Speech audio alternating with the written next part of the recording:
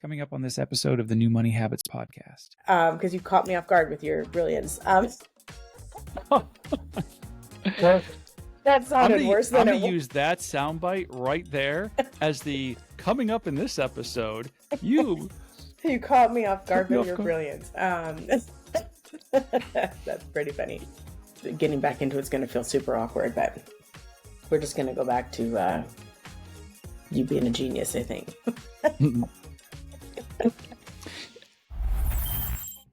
Hey there, budgeteers. The new year is here, and you know what that means. It's time for fresh starts and new habits. If one of your goals is to get better with your money, New Money Habits has exactly what you need to kick things off right, the Payday Power Planner. This isn't just any budget tool. The Payday Power Planner is designed to work with your pay periods, not just the calendar month. Why does that matter?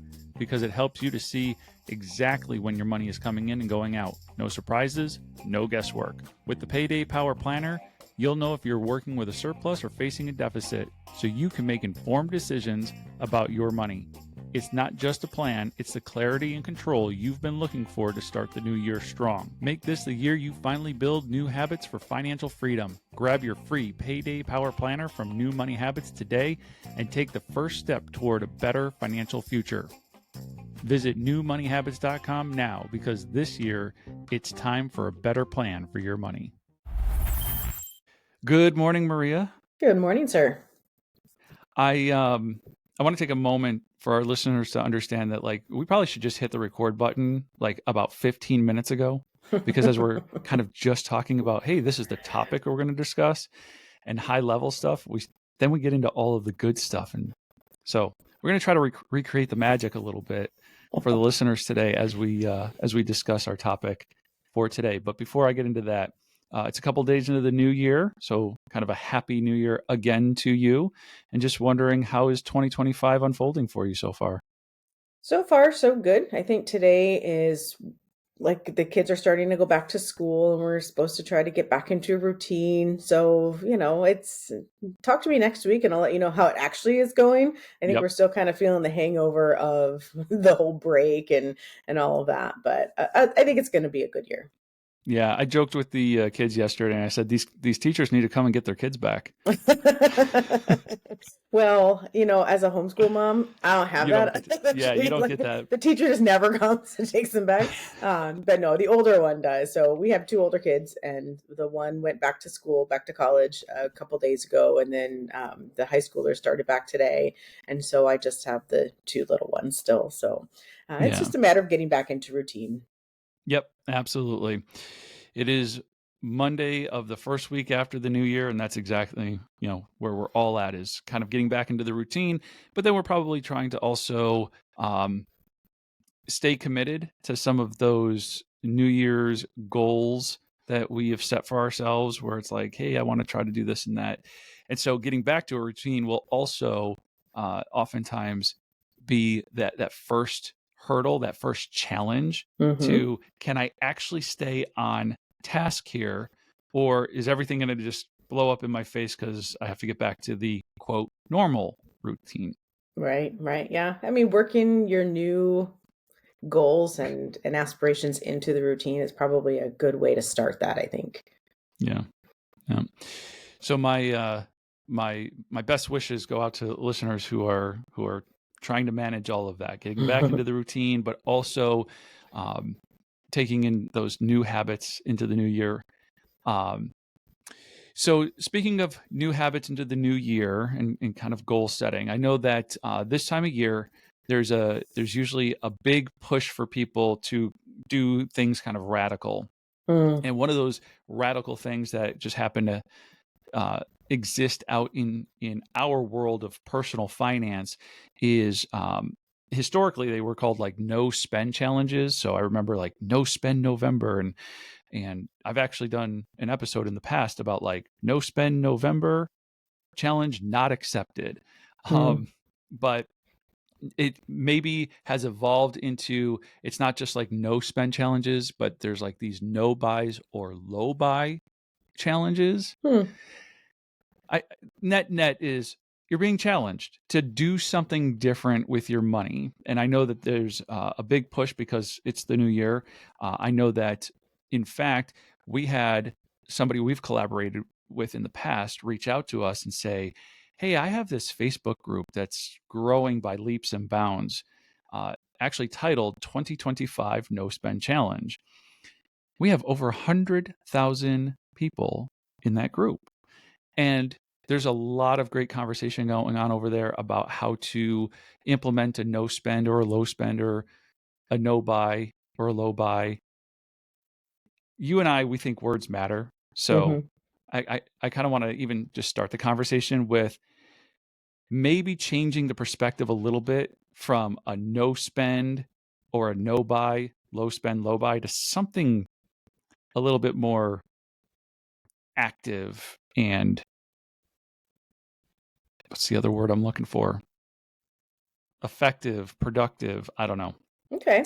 Well, before we go changing anything, and because words matter, I think it's really interesting how fast that group grew. Grew. It didn't sound right to say group grew, but here we are. Yeah. See everybody Monday morning, first thing after the new year. So no, I do. I think it's very interesting how fast that group grew, and I think it's because words matter. And so Mm-hmm. before we change it, if we could just kind of talk about that a little bit, I think it would be great. People obviously gravitate toward something like this. I don't know if it's just the challenge of it, maybe it's just a mere curiosity. I don't know what the reason is, but I mean, we're talking like overnight growth, right? I mean, it I'm not totally overnight, but over the course of a week, it grew by about 100,000, and it was without any advertising and without Mm-hmm. any push, really. It's just people saw that title, I think, and were like, yes, this is what I want. And I know in my other podcast we've talked about what people want versus what they think they want. And I think you and I actually had a conversation about that as well. And Mm-hmm. so I'm kind of thinking that that ties in here too, where it's like they think they want this no spend challenge because it's so exciting, but what do they actually want? And if we're going to make any changes to the words, maybe we try to figure out what it is that they're actually wanting. Mm. I think that's a really important point. And just for clarification, not that I don't know if our listeners even care. It's not as though we're even suggesting that we would rename the group. The Of group is course. the group name, but yeah, what is the attraction there, right? What Yeah. are they truly attracted to? What do they think they want versus what do they actually want? And I know that we've spent some time helping to admin the group, and the group is really kind of fueling itself at this point. I mean, the Yeah. conversations are very organic, and so it's hard to kind of even keep up with all the things that people are talking about. But what are some of the trends that you're noticing when you see like the different questions people are posting or the different claims that they're making about what they're trying to not spend on and that sort of thing? So like I'm just curious, what have you noticed trend wise? Well, I haven't spent a ton of time in there, if I'm being fully honest. But when I'm in there, some of the stuff that I'm seeing is they want an understanding of why they're doing what they're doing in the first place. So like they Mm, came thinking, I'm gonna do this challenge, and then it becomes exactly that. It becomes a challenge. Like, why yep. is this so stinking difficult for me to actually be able to follow through with? And they're starting to dig a little bit deeper and ask the question, why? Like what whether it is some sort of pathological thing, whether it's something that just is ingrained in them since childhood. They're just trying to figure out what is the reason that this is so stinking difficult. And that's one of the trends I'm seeing. Yeah. Last week we talked about goal setting for the new year in lieu of resolutions, and we talked about having a plan. And Hmm. so the plan is this challenge, right? The challenge kind of almost becomes somebody's plan. Okay, this is my plan. I'm not going to spend. But we also talked about having a purpose. And Hmm. and so like you said, like why though? What is it about this no spend challenge that you think is going to help you with your finances? And so um, I've seen a similar trend where it's people are trying to either share why they're trying to do something, but far more often I'm noticing it's I'm sharing the what. I'm not sharing the how or the why. So I'm not Mm-hmm. even sharing the plan or the purpose. I'm just sharing the what. And I think that's what I want to encourage listeners today. Like, you got to move past just the what in Mm-hmm. any area of your finances. Like, I'm going to create a budget. Okay, that's the what, why, and how. Or I'm going to reduce my spending in this category. Okay, again, that's the what, why, and how. But another trend that I'm noticing is where people are looking for kind of the guidelines and the guardrails. And so, to give an example, somebody was asking about, like, what are the different percentages in the different categories that I should be spending? And I had to jump in and just, like, caution. Percentages are very misleading, because if I tell you that, oh, you should only spend about 10% of your budget on food, just making up numbers, but if I'm Mm-hmm. like 10% of your budget on food, well, for a single person who makes really good money, let's say they bring home $10,000 a month, they really going to spend $1,000 on food? And I then guess it depends on where they live.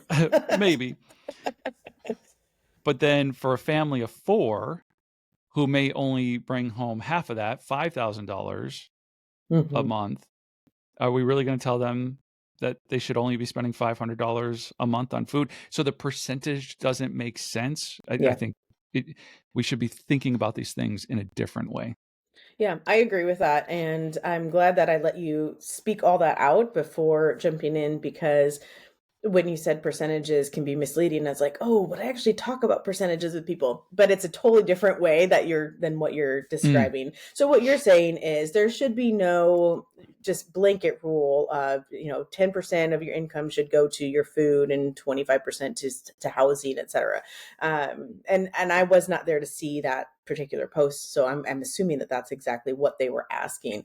hmm But what I do like, when I do like percentages for budgeting, it's so that it makes the things a little bit less complicated than, say, a zero-based budget, especially if you don't know what it is that you're spending in, or how that's going to play out. And so I know a lot of people just give up on a zero-based budget because it's so meticulous, and they're like, I just don't even know all the info. And so going percentages can help. However, to your point, it is a very individualized plan, and it's hmm different than what you were just talking about. So I agree with you that if you try to just blanketly assign percentages to something, it's not likely to work, because everybody has their own numbers. That it's individualized, it's unique. So we need to make sure that we're careful with that. Yeah. And I'll leave the rest of that for a different episode for a different day. But I think it was an interesting comment. It was an interesting conversation that kind of ensued. But getting back to this kind of idea that words matter, Yeah. and that, like I said, I've done a podcast episode in the past where I said, no spend November, challenge not accepted, because I don't, there's just something about this idea of no spend that I think it misses the mark. I think there's something in it that it's like, I understand what you're after, but I think this no spend challenge is not necessarily the full answer. And so I've talked to clients about the idea of a smart spend. So Mm. instead of a no spend or a low spend, it's all like, how about we just go with a smart spend? But this is exactly the reason we should hit the record button earlier, because we were talking about that and hoping to recreate some of the magic, because you had a really great point about even smart spend might still not be quite what we're looking for. Well, I mean, I'm assuming that you're going with like the whole SMART goals that we talked about last week. Is that a fair assumption? Oh, that's a really good question. No, just It wasn't. Okay. Well, then more just my like smart almost as a synonym, and I know these two words are not synonyms, but almost Mhm. as a replacement for like mindful. Let's be Mhm. mindful about what you're spending. So smart spend was more like, let's be smart about Mm-hmm. the way we're spending. Okay.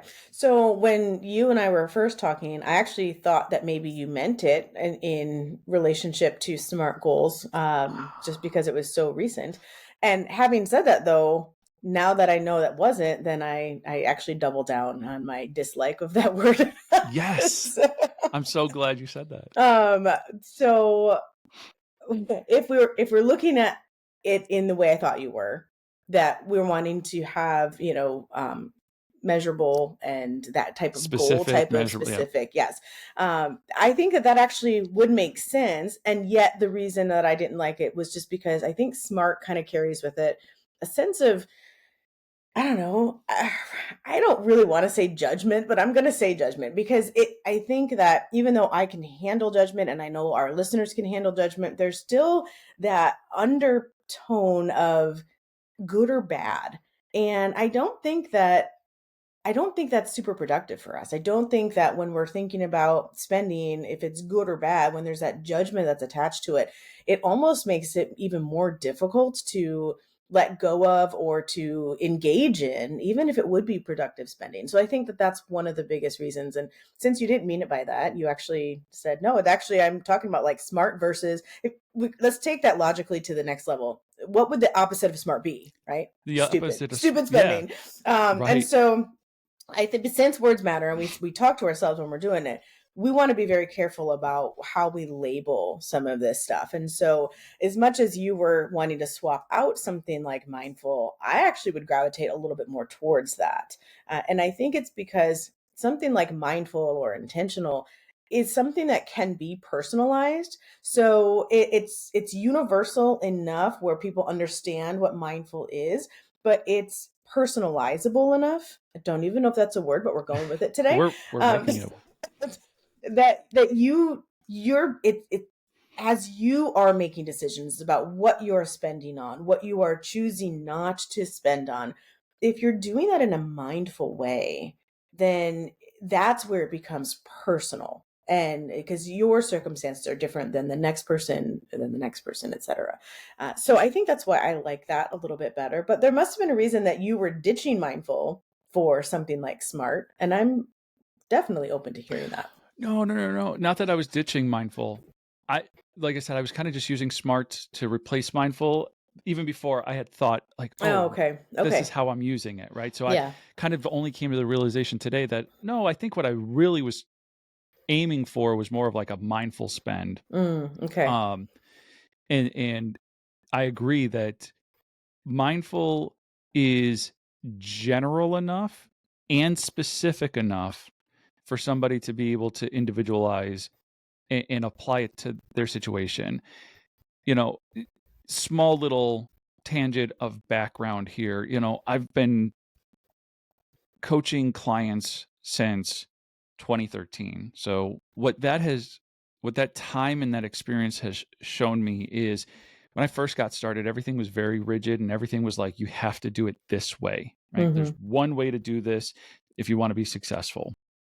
And the truth of the matter is, the more I worked with people, the more they challenged that line of thinking, and they're like, Nino, love you. I appreciate all that you're helping me to do. There is no way on God's green earth I'm going to do that.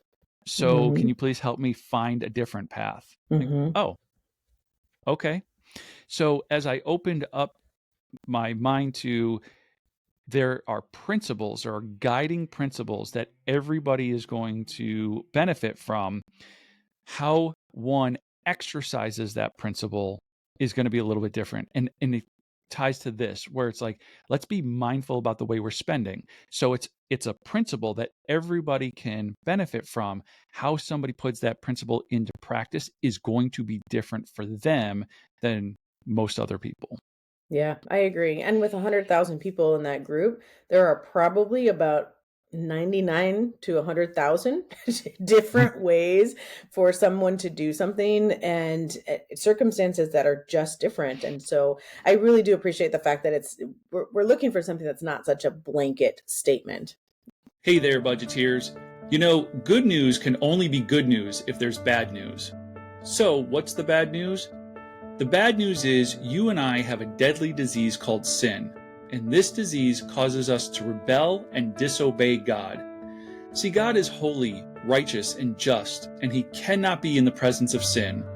So this horrible disease of ours separates us from the God who created us. And the bad news gets worse. There isn't anything you or I can do to make ourselves right with God. We are dead in our sins and on our way to an eternity separated from God. But that's not God's will for us.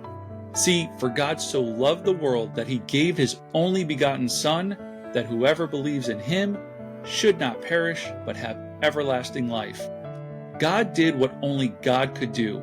He made a way for us to be reconciled to him through Jesus Christ. Jesus came into the world to save sinners like you and me. While we were still sinners, storing up God's anger against us for our rebellion and disobedience, Christ died for us. Jesus took the punishment that you and I deserve and have earned. Jesus is the substitute for your punishment and mine. Now, isn't that some good news? The word gospel means good news. The gospel of Jesus Christ is that you and I broke God's law and Jesus paid the fine. When we place our faith and trust in Jesus, we get to experience God's grace and mercy. Our gratitude should turn us from our rebellious and disobedient sin toward God, seeking after him and his righteousness. When we do, God gives us a new heart and a new mind. Praise God for his goodness, and remember, God loves, humans sin, Jesus saves. So let's take this theory and this idea high level of mindful spend, and let's dig into it a little bit and figure out how can we help somebody practically apply this general principle in their own situation in a way that's going to be very personalized and unique to them. And I want to start that conversation, that part of the conversation, by saying, I think when we're talking about mindful spend, or even if you did apply this to the words no spend, what you have, I think the very first step somebody has to take is identify where you're uncomfortable with your spending. So I'll say that a couple different ways because I don't think there's just one way. It's not that you have to identify the place where you're overspending. That might be true for some people. You might be overspending somewhere and you need to identify, where am I overspending? But for others, it might not even be that you're overspending. It's just that whatever spending you're doing in that category, you're uncomfortable doing because maybe you have some preconceived notion that you're not supposed to spend in a category or that much. And so I'll give another example because this happens with almost every client I sit down with for the first time. Most people I sit down with are not overspending in food. They're just not. But they have this script in their head that they are overspending or that they shouldn't be spending that much to feed their family. And when we take a look at how much are you spending versus how big is your family versus just the cost of goods nowadays, I can usually help people realize like, oh, I'm not actually overspending, but they were uncomfortable with their spend in that category. So that first step is identify kind of the areas that you want to change your spending habits. Has anyone told you you're brilliant? I mean, thank you for those very kind words, but no. Okay. Well, you're brilliant. What you just said is actually really insightful, and I think that more listeners need to hear that. And you might not even know the part I'm talking about. Nope. But it's I'm like on the edge he's of like my ready to seat. take Like, notes. Tell me where I'm a Yep. genius.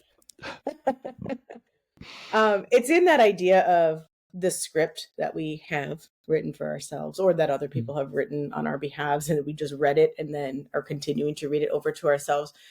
And the example that you used was in happens to be in the category of food.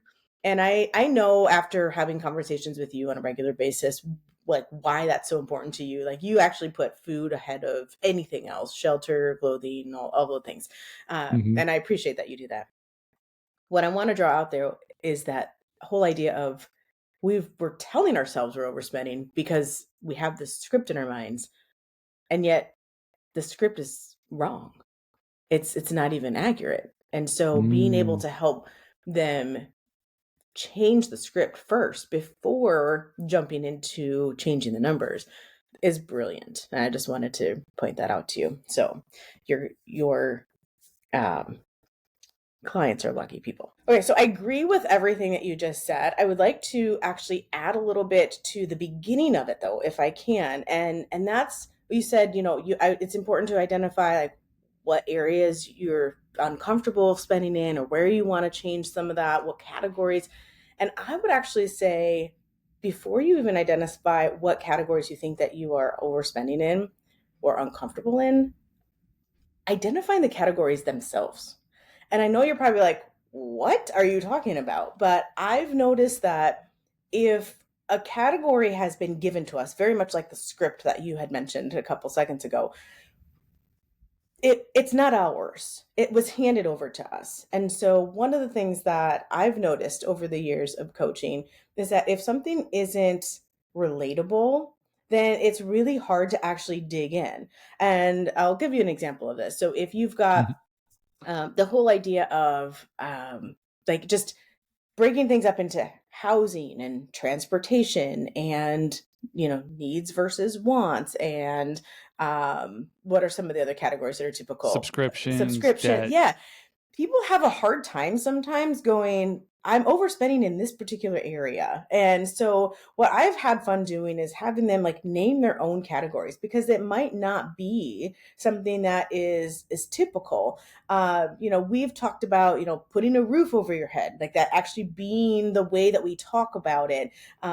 Because it's for that, it's technically, yes, it's the roof and it might include some utilities and that kind of stuff, but it allows the individual to say, this is the area that I feel connected to. And when someone feels connected to something, they're more likely to actually be able to identify what is comfortable, what's not comfortable for them. Yeah. As you're mentioning like these different categories, I can't remember the examples, but in the past, Sarah had given some really cool examples of categories Mm, that I thought were like truly unique, where it's like, and again, I can't remember those examples off the top of my head, but I get what you're saying, where it's like, if I'm handed, um, once upon a time, I created a budgeting form when I was independent, and I think it just said like bills and subscriptions. Our payday power planner now has a category that says enjoy your hard earned money a bit. mm-hmm, So it might still include those bills and subscriptions, but you're telling yourself in this category, I want to enjoy some of my hard earned money. mm-hmm, And then there's other things like modern day necessities. So bills and subscriptions back in the day would have included like cell phone and internet. Cell phone and internet today is darn very, very close to a to necessity. essential, yeah. Mm-hmm. So, now it says modern day necessities, and those two things are in that category. And so, right, these more personalized categories that tell a different story, right? If I tell myself that I get to enjoy some of my hard-earned money, then I can be more mindful about what do I want in that category. You Right. know, and I think about my own, and it does include like we got rid of cable and satellite years ago. And so we have some streaming apps because we want to enjoy our hard-earned money a bit. Mm-hmm. And so, yeah, Yeah, I like that. and so the other thing that I tend to do is label things differently. So, and this actually goes to the mindfulness. So I hope you don't feel like we're on a tangent.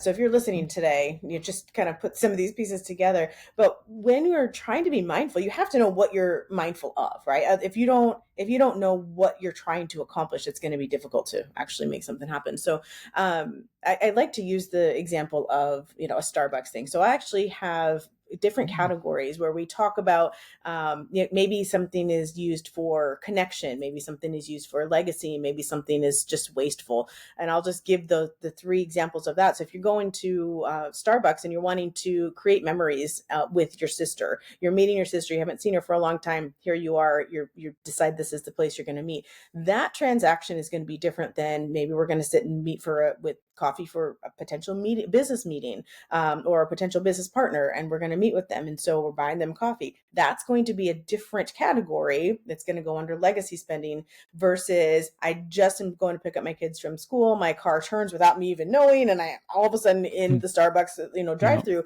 That would be more of a wasteful, mindless spending. And so all those transactions could be the exact same amount, but if you're trying to figure out where you're overspending and you're just looking at your statements and going, oh, Starbucks, Starbucks, Starbucks, Starbucks. Oh, I shouldn't go to Starbucks anymore. Well, why? Like, whether you like Starbucks or not, it's just Yeah. an example. But it's like it doesn't matter. You could say I'm just going to go anytime I want, or you could say I'm never going to go at all. But I might venture to say neither one of those is healthy. Like, figure out why you're going to go and then be more intentional with it. Yeah.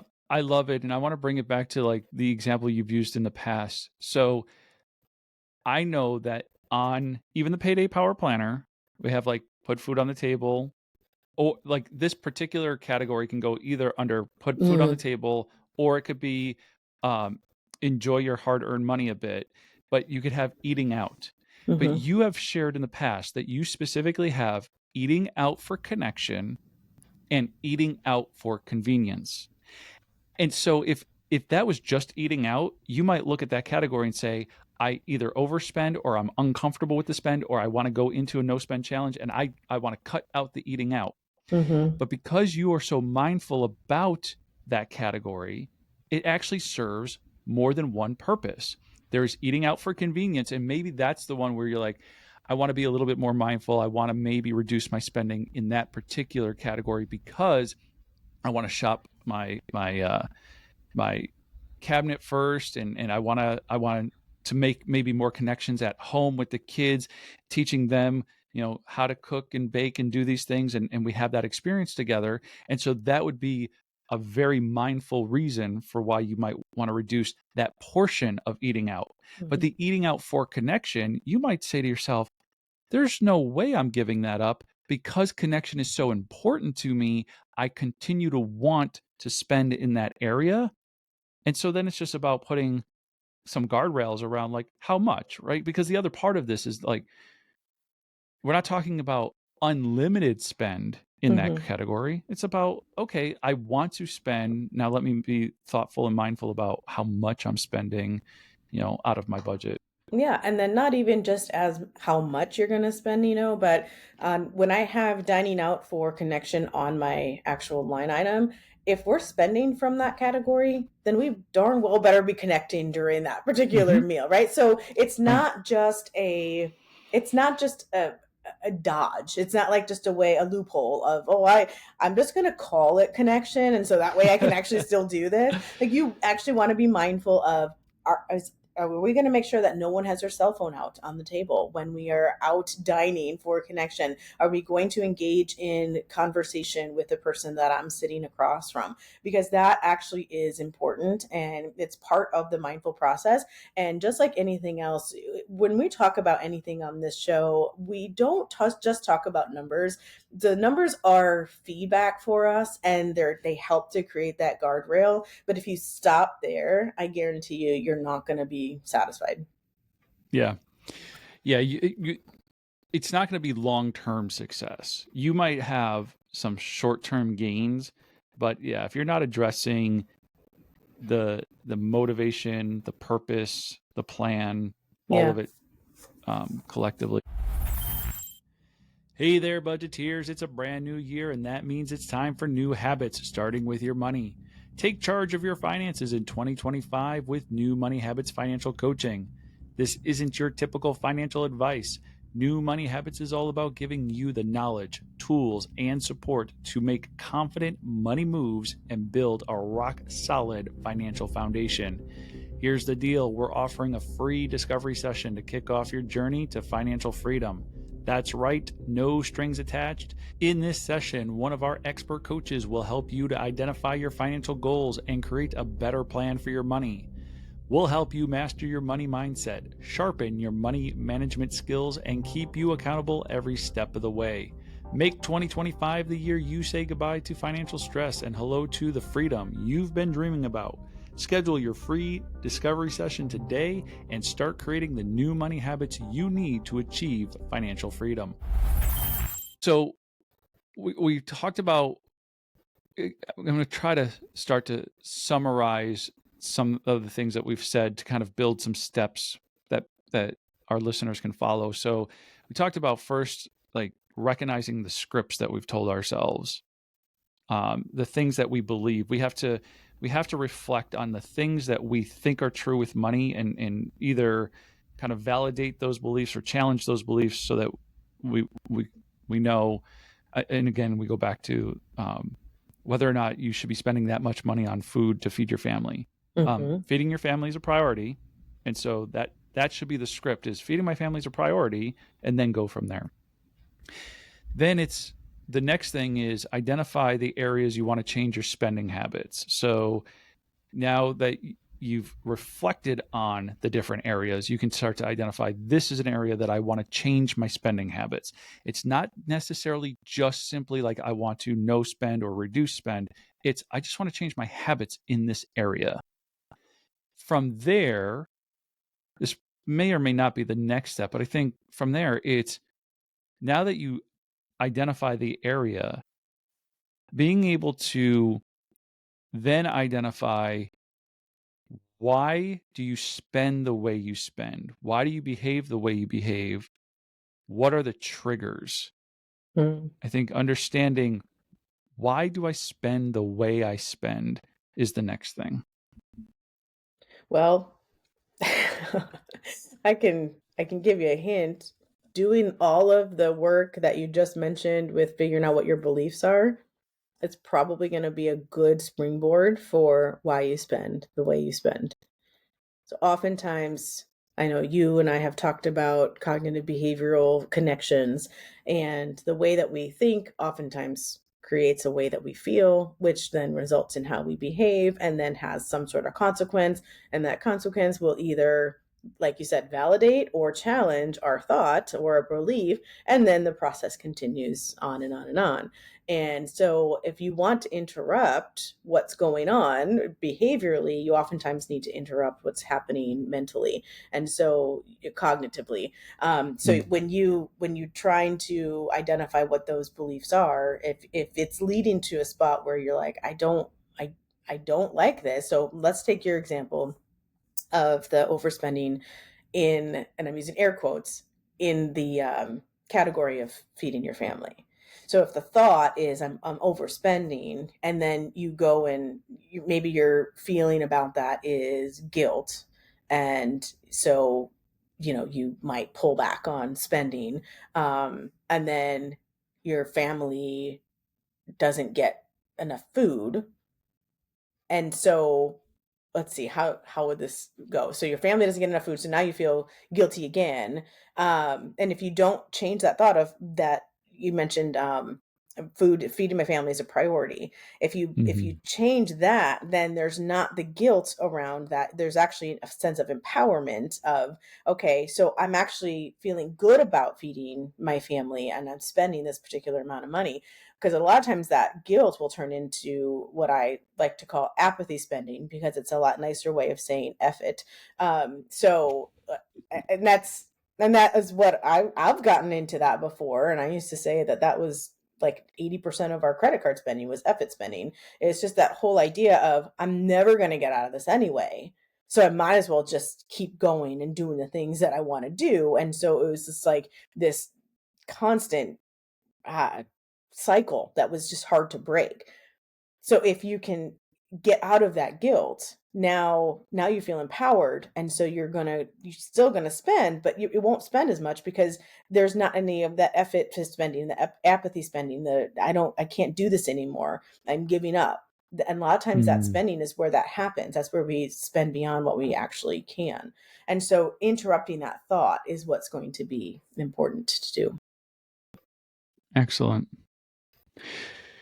It, as you mentioned moments ago, it really is about getting into your own head about like why I behave the way I behave and changing things mentally before just implementing a new thought, a new trend, you know, Yeah, jumping on.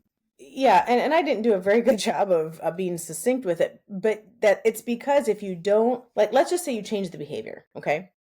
Yep. You don't touch the thought, so your feeling is actually not touched either, because if you don't change one, the feeling stays the same. So let's say you just jump in at your behavior. If that behavior does not create a consequence that then challenges your thought and helps you to change that thought, you're going to continue being in that cycle. It's going to still feel disjointed. You maybe do it for a little while because it's just sheer will at that point. Like, I can do this, I can do this, I can do this. But if that underlying belief has not been changed, it will eventually just break. The cycle has to be there. So that's why it's so, sometimes it's like, well, I'm just going to change the behavior. And that's true. We can do that. But we have to make sure that we recognize that different outcome and let that outcome then affect the way that we're thinking. Does that make sense? Otherwise, if you need to start somewhere, start with the belief. Right. Yeah. No, I think about how to your point, you can jump into any new behavior, right? Whether it's like a fitness thing, I'm going to start working out, or it's I'm going to stop spending in this category, or I'm going to do this, or I'm going to do that. Yeah. You can jump into it, and you can have success early on, and you might even achieve some of your goals short term. But in order to have sustainable success, like a truly new behavior, you have to address what you think, why you think that, and what's a what's a different perspective that you can have on that. Yeah. So The narrative that you play will affect the long term results. um, I'm trying to think how I can kind of apply to like back in August, my wife and I started a new diet, and we kind of just jumped into it. And at first, I didn't really, other than knowing like, okay, clothes have gotten a little bit tighter, so I just want to at least get back down to kind of my normal weight. So just to make all of this concrete, I usually hang out between like 180 and 185. That's normally just where I am. I was up to 197, which is not like crazy, but that's still like 10 to 12 pounds. And I was just like, I want to get back down to like 180, 185 where I hang out.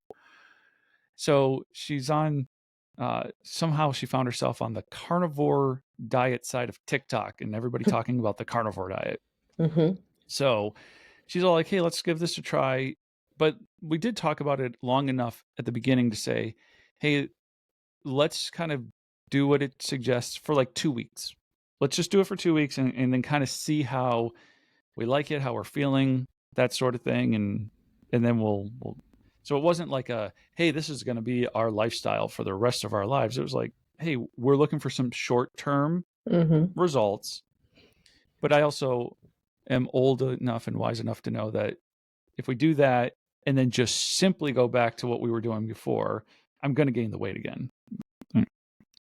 So we started it, and but we started it with some mindfulness around like do it for 2 weeks. Did it for the 2 weeks. I tell you, by day 3, I was having serious sugar withdrawal. Like I was just somebody who snacked all the time, late night bowls of cereal, all that stuff. And I could feel it. I'm like, oh, I don't like this. And interestingly enough, though, it wasn't, I don't like this, so I'm going to go back to what I was doing to get rid of it. It was, I don't like this, so power through it. Mm-hmm. to overcome it. And so here we are, all these months later, and instead of hanging out between 180 and 185, I now hang out between 175 and 180. I'm actually Nice. lighter, Mm-hmm. and I feel so much better. And over the time, like for me, it really is refined sugar. So that Mm-hmm. was the thing that I needed to, in Kick. this analogy, I needed to stop spending on, right? Mm-hmm. Stop spending on refined Mm-hmm. sugar. But I found some great alternatives that allow me to kind of satisfy my sweet tooth without the other things. And so I think with money, you can do the same thing where it's like when you're looking to reduce spending or just get control of and be more mindful about your spending in an area, if you can really think about why am I doing it, my purpose, what is my plan of attack, how am I going to go about that, and you build in some checkpoints on like how is this going, is this going in the direction I want it to go, what what can I do. Like I said, we were really committed for the first 2 weeks, and carnivore is like no sugar, no carbohydrates. So there's no fruits, no vegetables, no nothing. After 2 weeks, we're like, hey, I think we can like have a strawberry. I think it'll be okay. Right? Mm-hmm. Mm-hmm. Um, and so building in those moments of reflection to say, like, how is this plan going? Like, we're seeing some results, and that's great. Are we going to stay hardcore? Are we going to pull back a little bit? If we're going to pull back, where? How is that going to happen? But here it is, January. So what does that mean? It's been like 4 or 5 4 months. months, Mm-hmm. and I can count on one hand how many times I've had like sweets with sugar in it Mm-hmm. and like cheated and just said Mm-hmm. like, oh, Which is a big deal through Christmas time. So well done. yes. Well, think so. We did this in August. My wife's birthday is in September. Mine is in October. There's Thanksgiving in November, Christmas in December. So that is just usually, and it's football season. So there's Mm-hmm. usually lots of pizza and junk food, right? Mm-hmm. Mm-hmm. So that was incredibly, I'm not going to say it was incredibly difficult because it wasn't. It was It's incredibly challenging. interesting that we went that route at that time of year. Mm-hmm. Mm-hmm. Yeah. Yeah. But Yeah. well done. Well done. Thanks. I'm Yeah. brilliant and I get a well done in this That episode. I'm telling you, like this is the way to kick off the year. Yeah. Get Nino's head and ego so big that, That's right. can't fill the screen anymore. Or he does fill the screen out. Anyway, we have derailed. We are off the rails. All right. So with that being said, since we are off the rails, why don't I just wrap this thing up? Unless you have some other kind of final thoughts and ideas before I do so. I mean, I did, but I've lost my choo-choo, so so we can table it for another time. It's totally fine. All right. Well, if you've hung out with us this long, thank you for listening. God bless We you. appreciate you. And just as a quick summary, as you're thinking about challenging yourself with your spending habits in the new year, whether you choose to adopt a no spend, low spend, no buy, low buy, or just more of like a mindful spend, identify the things that you've been telling yourself, the things that you believe, and where those beliefs came from. Identify the areas you want to change your habits, your spending habits, and identify why you spend the way you spend. And those three things will help you to create purpose and a plan for moving ahead. And if you need any help with that, look at our show notes to schedule time with either Maria or myself to have a conversation, to talk about it with your specific details in your specific situation so that you can have a plan that's personalized to you. Yeah, and that help could be either after you've identified all that stuff or help identifying those things. I think Yep. that's sometimes that's where we get stuck, honestly. Like, oh, well, listen to this thing, and they said do these three things, and then get help, and it's like I don't even know where to start finding those three things. And so sometimes just having a neutral party, being able to just listen through and draw that out of you, will be a help in and of itself. So don't stop just because you can't identify those things on your own. Absolutely. Get help to identify those things. Yeah. We'd love to talk to you. That does it for this episode of the New Money Habits Podcast. Remember, if you have any questions, make sure to hit us up on social at New Money Habits and follow us on Spotify, Apple Podcasts, or wherever you listen to podcasts. Please consider leaving a 5-star rating and review to help us spread this message of hope to people looking for a better plan for their money.